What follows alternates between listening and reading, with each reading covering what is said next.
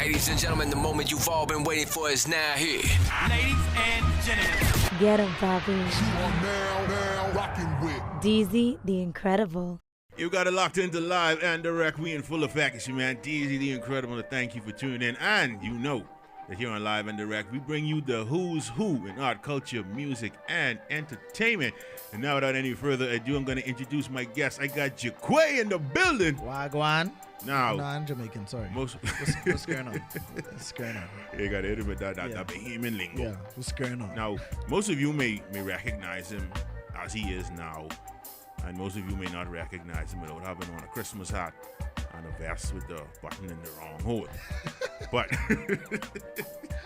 No style, boy. Jaquay is you are known as being a very popular creative and a Bahamian comedian. So before we talk about this character that you have created and made so famous, like let us know, like back when you were growing up, when you were in school, did you ever see yourself doing comedy? Were you like the class clown back in the day? Well, back in school time, I was like the quiet clown, the one who crack and joke with just a small circle of friends. But I wasn't no big or the class clown make everybody laugh. I was shy actually back in school time until 2010 when Tyrone from Collage Entertainment reached out to me. I did one video, a parody to Old Spice. Old Spice, I did my own version of it, and he saw it somehow. That's after like Stop Like a Man 2 1 to drop. He reached out to me, it's like, boy, this was a little solid, nice, freaking nice. Like, man, Stop Like a Man, boy, in my chat, boy, what's going on, boy? And after he invited me and I became a part of Collage, and I went to their practices and see what it took like for entertainment and laughter and just to bring what's inside you out. He basically woke who I am up in me. So back in school when I first started, I didn't see myself on the stage. I didn't see myself being where I am today. So he woke that up in me, and it's just been growing and going from since then. Yeah. Yep. So that first parody that you ended up in, parodying Old Spice, Right. like what was that? What was that experience like for you, like working with Tyrone and those? Because you know they had established themselves as Boy, the entertainment group at that time, there was the Moguls. But when I did the Old Spice, actually the Old Spice was something I did on my own. That was just for fun, just getting off. I didn't know nothing to do when I was home. Cause some summers when you don't have no friends, you don't go outside. So what could I do? Grab a camera, record a video, and upload it just for fun. And some way, somehow he saw it, and it just went from there. But switching over to see how things were in his arena, in his world, like pulling out the camera, getting a bunch of goons together and just record and say, boy, I have this idea, boy. All y'all wear the same shirt, you wear the wrong shirt, and you come in and say, boy, you wearing the red shirt, you wearing the red shirt, I gotta change. Ready? 3, 2, 1. Film that, and that was cool like that. So I think that set the pace for a lot of the creators or the online social media entertainers today. You just grab your phone, grab your camera, record whatever come to your mind that you think is funny, just put it up and see how everybody responds. So what was it like being in that same environment with these guys from Collage Entertainment? Because I know that crew, they had it no good At all. The truth be told, let's say we had meetups or practices by BFM. Say we get there around 7 o'clock. The first 2 hours, it's just getting off. Literally just jokes, getting off, talking foolishness all day. The last 2 hours is when you put in your acting, working, start sculpting your craft and stuff like that. But being around them on a date, they are who they are genuinely. They don't put on fronts or put on a show when the camera turn on. They just being themselves. So to see that, I started to look up to him. I look up to him and Glenn because they were kind of like the forerunners of Collage Entertainment. So being in that arena, working with him, I started to admire that and mimic that. So that's why I'm able to do it with my comedy sketches that I'm doing today. So they help mold me into what's going on now. They paved the way, basically. Now, when you decided to venture out on your own, because I'm sure that being around those guys, like it was a learning experience, and and inspired you to do some new things, especially with the ideas that you had in your head. Yep. So when you ventured out on your own, like what was that experience like? And can you remember like the first thing you did when you ventured out on your own that you took from, what you learned from being in collage? Well, stepping out on my own came from 2 to 3 places. I remember my boy Iman. He's a gospel rapper. At the time I was a youth leader at Mount Tabor Church, and I would always use my youths Friday nights as a hub for all the rappers, gospel boys, Iman and all of them, to kind of come in and perform and minister and have a platform for them to display their music. And one day Iman hit me up and he was like, I want you to slide through and host my event. He's putting on an event. I forget which year it was, but he's putting on an event. He said, I want you to host it. And I look at him like, what you mean host? I don't host nothing. Like, I shy, but I don't do that kind of thing. He's like, but just do what you do in youth meetings on Fridays, and you can be straight. All you're doing is introducing who coming next. I'm like, but go ask Miss Daisy or something, but she's the one who out there doing that thing, but not me, but he's like, but just do it, but just do 1 or 2 things, and you can be straight. I said, okay, fine. Dead schedule, party. I said, okay, I can do this. I sit down the day before, and that's where Bertram was born. So I was like, okay, I gotta host this vibe. I done seen Miss Daisy perform a couple places, just mimic what she do, take some pointers from her. No, it's not. And that's how Bertram ended up dressing wacky. Inspiration from Miss Daisy. Right. Then the voice, Bertram voice. Whenever Bertram at the mic, the voice is turned like this, like he got laryngitis or something. It was not. But that came from my Bishop Neil C. Ellis, because I was going to Mount Tabor at the time.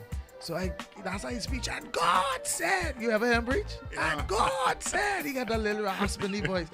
So I said, I can take that. So I take Daisy, take that, and then take everything I learned from collage, just being quick on my feet, comedic, and any opportunity, scanning the room, and any opportunity for comedy you see, just hit it.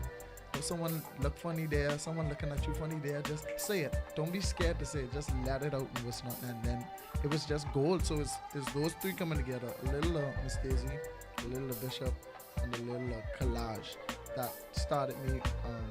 That's where Bertram or Bubbler was born. And I did that event, and it was off the chains. And after that, requests is just coming in. I want you to do this. I want you to do my event. I want you to come to my youths. And I'm like, I don't do this professional. This was just a favor for my boy. Like, what y'all thinking? What this is? But look into it. But just come through to my youths. I give you a little something. A little something? What you mean you give me a little something? Yeah, I give you a little $100. I'll be there. I'll be there to that. And every other show that you got, I will be there. And Bertram was born from there. So it was a little bit of all of those persons that I looked up to in one. So Bishop Ellis even know that you took his voice? I think he know that. He don't know that. Don't tell him though. No, this live? No. He edit that out. Yeah, I ain't. Yeah, you gotta know. I want him. God said. Alright, cause I want him say now you use me voice and making money come look for him. And for some reason he trademarked his voice. I don't know how, and I gotta pay, and he sue me. Just kidding, Bishop. We love you, man. We editing this out. So yeah. After you used that idea you came up with, where you take some things from Miss Daisy, you took some things from your pastor, you created this character, right? Why the Christmas hat? And why the vest with the button in the wrong hole? Because the first time I ever saw you on stage, that's the first 2 things I noticed. Where that was? This was at a Farm Fest. Farm Fest, okay. Probably the first Farm Fest I ever did. Yeah, you and Sawyer Boy hosted that together. That one. No, I wasn't nervous on that one. The first time I did Farm Fest for myself, pumping myself right up. I was pumping, I nervous to see. I was pumping, I had that stage like right up. Every artist who come on, I know they come through like, come on everybody. I don't know if that's glory or what that is or what's not, but yeah. what the question is again? Sir? Like, why you decided to like use a Christmas hat and a twist the of dress vest? code. Yeah. Believe it or not, the Bertram you see now is in the first phase of Bertram. This phase 2, this 2.0. When I first started, Bertram had a snapback hat, blue hat, turned backwards, and with a big shirt with swimming on it. Remember them Soldier Boy days? Yeah. And them shirt used to bend the anti-ankle in it. Big shirt, snapback, blue snapback, turned backward. And then, remember that phase? When this was that phase when you had the t-shirt pin up to the back. Remember that phase? Yeah. Yeah. So I used to have my t-shirt pin up. That was the first. That's the first time I dressed like him. That's what I did. Big shirt, pin up, and this hat turned back with 2 different shoes and what's not. Then as time I got older and time evolved, I lost that hat. That's it there. I lost that, so I was like, I need a hat. For some reason, I don't want, because if they don't see my head, they ain't gonna notice Jaquay. I don't know what I was thinking. Like a hat could hide my whole identity. Yeah. Because Miss Daisy does it. Like if you ever see her outside of Yeah, I've seen it Finger? before. right, she don't really look exactly Totally so different. I was going for that. It's like, so to do that, hide your head. I don't know why I thought this was a master plan. But at the time, I think it was Christmas time. That's all I had. One little hat sitting in the corner. I was like, you know what? Let me use this. And I never stopped using it. And people saying, you know, it's June. Why are you still wearing a Christmas hat? I say, Christmas is every day for me. Boom. And then the vest. What Bertram is trying to do is start a new fashion trend. A lot of people like to do things ordinary. Right. We're trying to break that cycle. We're trying to break that culture. We want to do things. Fashionista, man, trying to create trends. It didn't catch yet for a couple of years, but I can stay consistent. It don't always happen right away. Give me like 10, 40 more years. Yeah. 40 more years. Are you sure someone can show up to church with their vest? Because I think what I can do, right? I have a vest. I have a vest in the closet. Right. What I think, one of these Sundays, First custom. I can put this button up here. Right. The bottom to the And if top. anybody come to me and say, "Well, you look like Babla," we went. We went. And we can start a business off that. This is the entrepreneurship age. Actually, we can start sewing buttons in the wrong place. In the wrong place. Like, have the button in the back, and what you do is put it in the hand, pin it up in the back. That's it. And So Christmas hats right. in different color that you could wear Different all colors. year. Christmas is every day. Why do Every we have day. to be limited to just December? Exactly. That's what the culture tries to do. They try to limit you. No, Trying Christmas to is tell you every how day. to live and how to dress. Exactly. I See, buy myself you gotta punk break- you snack gotta break and stuff every day. I treat myself every day. Christmas It's is Christmas every day. So for everybody that's not familiar, and I don't know how this is possible, if you're not familiar with the Bertram O'Bubbler character, in the place of my music break, because he's not a musician, in the place of my music break, we can give you some Bertram O'Bubbler. We'll be right back. Praise the Lord, saint. Praise the Lord. Praise the Lord. I just want to give you just a snippet of a word today. You see, the Bible says. Preach from that book, the Bible. That's a holy book. That's a holy book. Go ahead. Go ahead. Okay, it says, "Oh, taste." Taste it. You only can taste on your tongue. How you can taste if you don't have a tongue? Child, listen, don't let me interrupt you. Keep going, yeah? You preaching today. And see that the Lord. I hope ain't no blind people in this church. If you any blind people in here? I hope ain't no blind people in here. You can't see. You understand what I saying, miss? You understand what I saying? But go ahead, child. Oh, taste You know and what? see. I feel a move from the Lord. Hey. I want you to stand to your feet. Stand to your feet. Come on out here. Come on. There's a move. Come on. Lift up your hands. Lift up your hands. There's a move all over you right there. There's a move all over you. You gonna mess my. Go to sleep. Go to sleep. Go to sleep. Come on and give him praise. Come on and give him praise. Now, as I was saying, oh, taste and see that the Lord is good. That's all I wanted to say tonight. That's all I wanted to say. And we are back here on Live and Direct. We just checked out the comedy of Bertram O'Bubbler. Man, how you get so crazy, man? It just has come out, but you know, when you have to pause and look at yourself and be like, but you have a problem, then you know it bad. That's when you know it bad. Listen, I was on the floor laughing watching that clip just now. I tell you no lie, that. And guess what? The thing about that clip is it's so true. It's true. It's so true. It ain't no lie, nothing made up in that. You're trying to Those talk, trying kind to of things preach, happen. And you have that one person, yes, Yes, Pastor, preach that word. Yes, Yeah, yes. preach. I- Like, miss, sit down. And guess what? I've sat in the church before where a person in the congregation was literally trying to preach with the pastor. Tag teammate. And I'm like, every time they do it, I kind of flinch because I'm like, okay, I trying to hear what the pastor's saying and you trying to preach with the pastor. This ain't making no sense. Oh, taste and see. Yeah. He got it. He got Yeah, it. man, You he's sit straight. down. He got the word. You just chill out and let him do what he got to do. And people, I don't know. It's just want to sit into the back. Put the Yeah. headphones on the ears. You Right. sit down. In a man. quiet zone. You in time mode. Sit Right. small and let the pastor do what he In got time to do. But you work with a group of young talents known now as Unorthodox. Yep. So how did that collaboration come about? Unorthodox was birthed from a desire to give a platform for young creatives. Another platform because there wasn't much. A platform for them to be free to just grow and do what they are passionate about. And that's what I was doing at the time when it started about 3 years ago.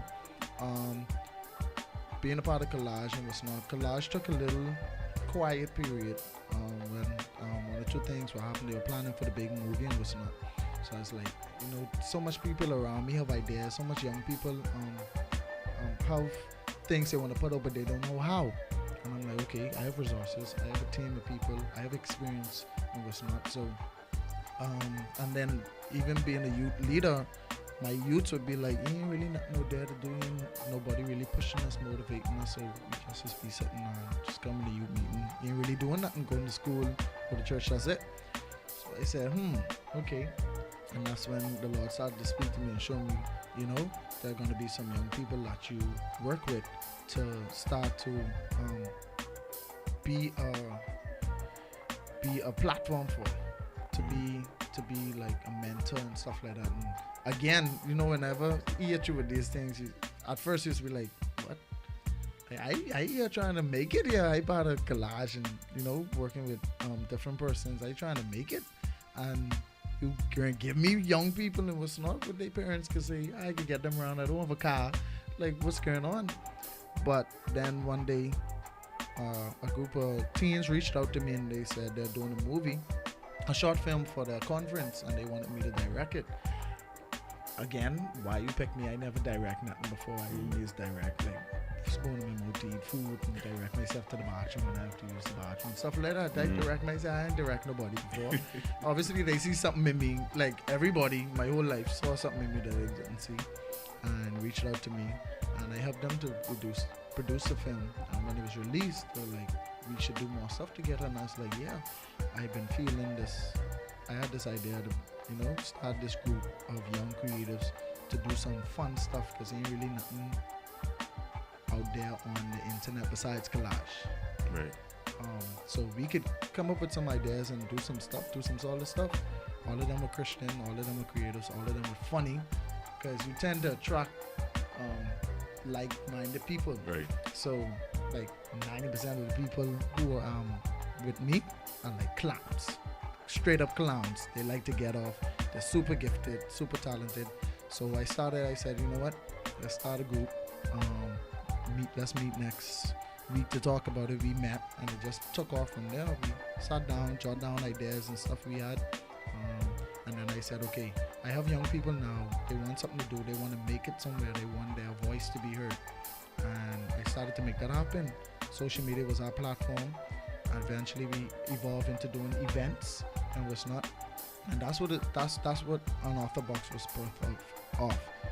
Creating a platform for creatives and young people to thrive, to be free, to not feel like boxed in, like at church. A dancer, you dance this Sunday, then the next Sunday, and then the next Sunday, and you don't want the same 3 moves every time you grab the flag and you wave that a couple times and that's it. When they actually want to be free, they want to, dance through one grass, one bush, dance on the beach, do something creative. Right. And that's where I stepped in. I'm like, okay, this is your gift. This is the creativity we could bring out of it. I have the camera, I could edit, I got graphics, I have the resources. Let's do this. And Unorthodox is born. Right. Now, speaking of like-minded people, right? You woke up with this other joker Name Sawyer Boy. Sawyer, shout out to my boy Sawyer, light skin. Which My light skin which brethren. which I view as being a dangerous combination because Right. you know both of you are very talented comedians. So how did y'all end up linking up and you know working together? I don't remember exactly how we first started, but from we met, we always clicked. I think from our first conversation, it was like, babe, to us, how they're trying to do our thing.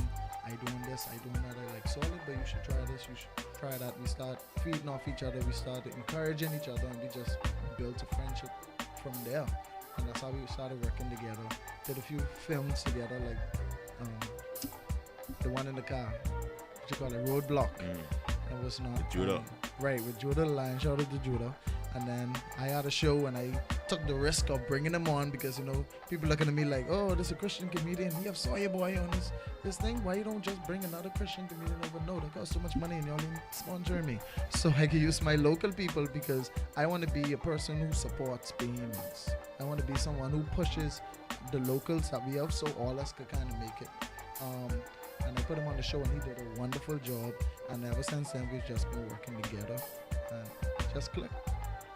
And it's good to have a light-skinned friend with you when you go certain places because you know, light-skinned people have a little advantage. About black people, you see. Get some takes done. Yeah, Pull some straight. quick, a little quicker, you see. So, in working, I know that when working with Sawyer Boy, you know, after the first thing that y'all have done, I've seen y'all have been traveling, doing shows together. Yeah. So, what could we look forward to, you know, in the future? Because I know y'all gonna collaborate way more. Yeah, well, we already collaborate when it comes to wedding receptions. We call ourselves the Receptionists, where we double host on wedding receptions. Crazy fun, like for your 2-3 hours. You know that it's a bubbler and Sawyer Boy for 3 hours. You don't rest, you can barely eat because you're laughing so much. We always got games going on. You know, we come to a compromise. We say, okay, you do your set, I do my set, then we come together, do a final set. Boom. That works. Then Turks and Caicos called us over a few months ago. Me, Sawyer, Get Off King, and this guy from New York, I forget his name. And we did a show there, and that was beautiful. Beautiful. He was the head, you know, Sawyer Boy is the headliner. Everybody, oh my God, Sawyer Boy. All the gals seems to be free. Oh my God, Sawyer Boy. Yeah, Sawyer Boy, come on. She's like, he's the headliner. You know, I was just an ordinary Joe Blow trying to make it and whatnot, but it was beautiful. Then he started his Comedy Tuesdays on Thursdays by Studio Cafe. Right. So we collabed on that. And coming up, we have a tour that we're trying to pull together called the Salty Summer, the Super Salty Summer Comedy Tour, Family Island Comedy Tour. Super Salty Summer Family Island Tour, where we want to take comedy because Nassau see us so much. You know, time after time, every Friday, every Saturday, they see us with That place, you're busy, man. You're busy. Yeah, well, I'm busy. Turn this off. Right. So, sorry about that. So, we want to do a tour and we want to take comedy to the islands because Nassau saw not enough of us. I think even Freeport might have saw enough of us because there's flyers over a lot. So, it's like, what about the people in Nago, Crooked Island, Rumkey, Cats on Cat Island, niggas drinking rum on Rum Island, Rumkey, the long people on Long Island. You understand? The crooked people on Crooked Island was not. It's like, what are they getting? And I think based on conversation I have with community and different stuff like that, they don't really have much. They don't really have much to do except sit outside and, you know, I don't know what they're doing. Chasing goat. I don't know. I don't know. I don't know what they're doing. Catching crab, fishing, and what's not. But it's like, I'm pretty sure they can appreciate clean comedy and laughter. Anybody could use laughter. Anybody on any given day. And I sure y'all take time to just sit down and watch a couple of videos just to laugh. Yeah. So it's like, give the whole Bahamas what we have. We are 2 Bahamian comedians trying to make it. We're trying to get out there. So let's take it to them. Let's not just stay here and, you know, do what we got to do. Let's take the comedy to them and let them see what we have and let them be healed because laughter is healing. Spiritually, emotionally, physically. Let's go heal the Bahamas with what we do. Understand? So that's what we're working on and more collaborative funny videos. was smart. Coming up even very soon. Very soon. Right now, it's time for us to jump into the top 6. And because you're a comedian, we can flip the script a little bit. You know, usually when we talk top 6, we Right. talking music. Oh, But okay, because okay. you're a comedian, I need you to name for me Whoa! your top okay, 6 favorite comedians of all time. But 3 have to be Bahamian comedians. You can't leave the Bahamians out the mix. So I need your top 6 favorite comedians of all time. And I know there's plenty of them out there. You used to go and like this in school? Yeah, but all the time. I used to just do that.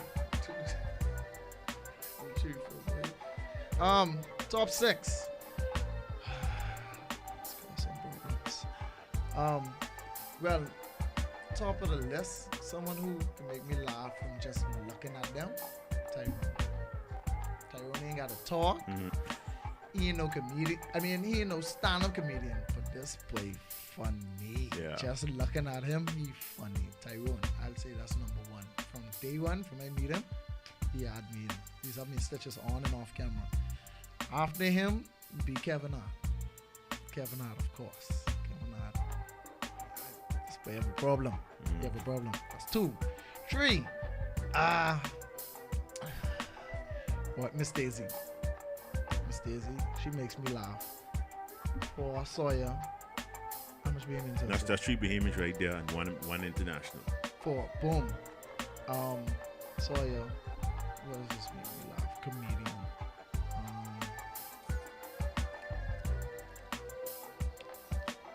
International. I know which one.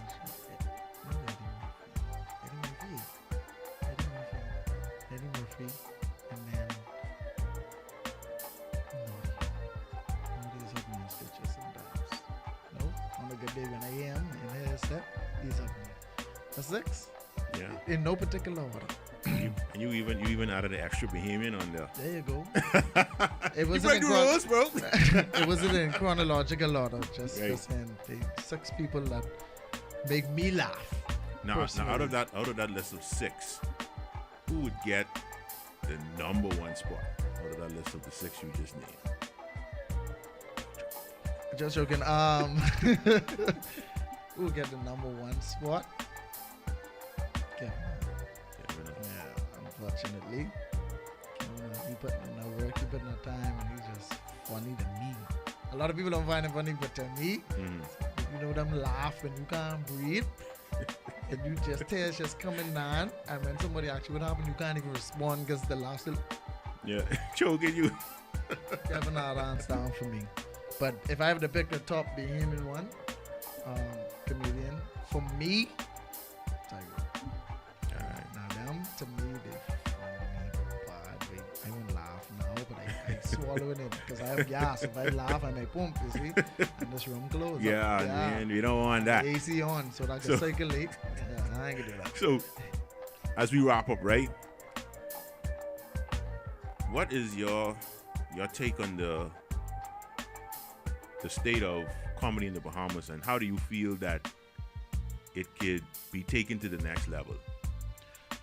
First of all, I'll say thank you for those who were before us, me and Soyboy and King Cloud and Cindy and all of the comedians and the creators out there, like Jacuzzi, because he been in there, out there, and we got the Naughty and stuff like that. So Miss Daisy, she's seasoned too much fun. So thank you to y'all for like opening the door and showing us that it is possible. But my take on it now is I love the fact that it's more valued today, because even at wedding receptions, at functions, they ain't just looking for MC. There was a time back then they just wanted MC, someone to just get through the program. Now it's like, I have to have a comedian to my reception. I have to have someone funny to my reception. They call me up, hey, I want you to come do my reception, and you better make me laugh. I'm like, I really the MC job to make you laugh. The MC is just to master your ceremony, you know. But I think it's being appreciated now. We're being valued. You have 1 or 2 try to talk down your price and what's not, but they still honor us as we stand our ground with our prices and what we have to offer and what we have to give. People are paying for it. They see the value in us. So I think it is growing, and they're accepting the fact that, you know, we are comedians. We're not here just making funny money. We gotta eat too. We need to put gas in our car too. Some of us got kids and what's not. So I think we're valued. I appreciate that. And for those who don't really see the value in us, it isn't easy being a comedian at all, because you can imagine being in front of an audience, cracking, joking, no one laugh. You one turn into carbon dioxide. Yeah, like man, I've been through that before. I've experienced that. Exactly. My first gig at Hilton in front of, what's the date? Ricardo Miller had a function there, and he called me, and I did a set there, and I cracked my joke, bah, bah, bah. And then he do this. The little soup bowl.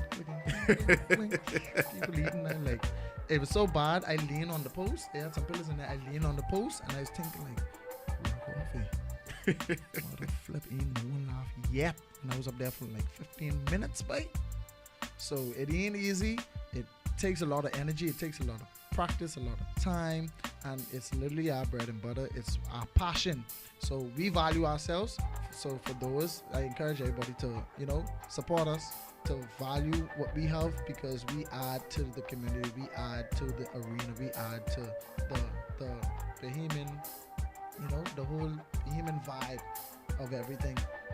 What we have is valuable. So I think we're valued, and I appreciate it. And shout out to all the comedians out there. The ones who are hiding, come out. We need you. We need more people. It's only like 6 of us. On this kind of host, people getting married every two days. It was not. You know, we can't get burned out, and we need someone to pass the mantle to. It was not. And how it could get better, more collaboration, more unity. I feel like if we come together and we sit down, which I plan to do, is sit down, you know, the comedians, and say, you know what, but let's do something that could really take us out there internationally. Instead of just doing a big event here and bringing foreigners, let's find out how we could get called internationally and do our sets there.